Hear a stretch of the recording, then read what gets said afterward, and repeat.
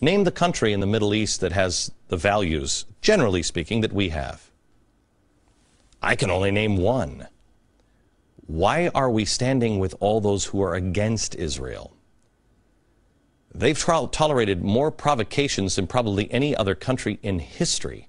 And despite having enough arsenal of nukes to obliterate their enemies, believe me, they can take care of themselves. How many have they lobbed? Answer, 0.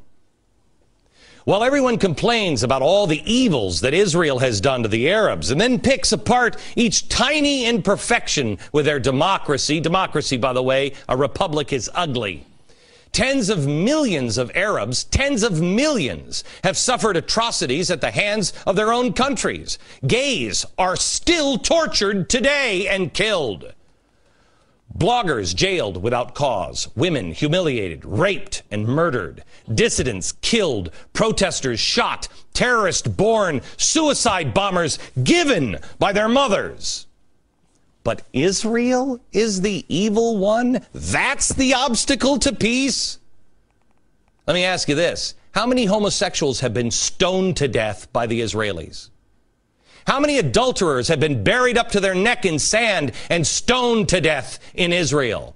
How many bloggers have been jailed without cause? How many terrorists are wearing a yarmulke? But now, the world is being led to the water. That Israel is the evil one, and it's about to drink. Don't drink that water. They have measurably, no, it's the Middle East. They have immeasurably more freedom than any other Middle Eastern nation. Women are free to drive.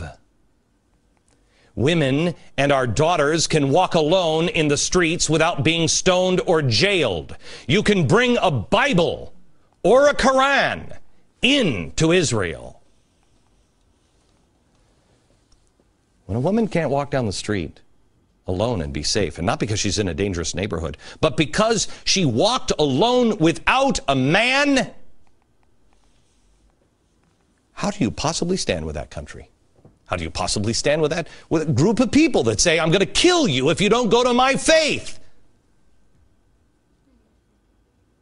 A country that treats women or people who are at all different like a dog. Treats a woman as a piece of furniture or a sexual toy that can be raped. And the courts will allow it. How is it that a country like ours actually listens to those evil people saying this is evil, and we believe it? How many Israelis have taken someone off the streets and then beheaded them on videotape just for political reasons? Our administration is siding with the wrong side.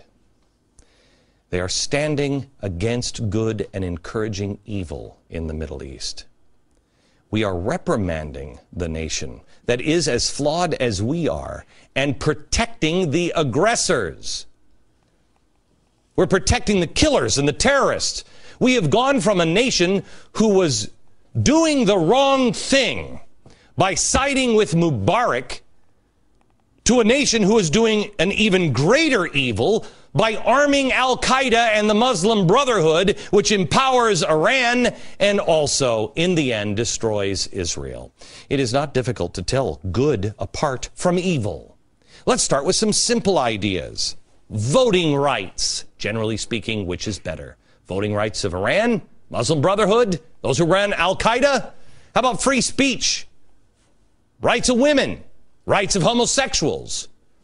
America and Israel? Or the people we seem to be siding with? I stand tonight with Israel.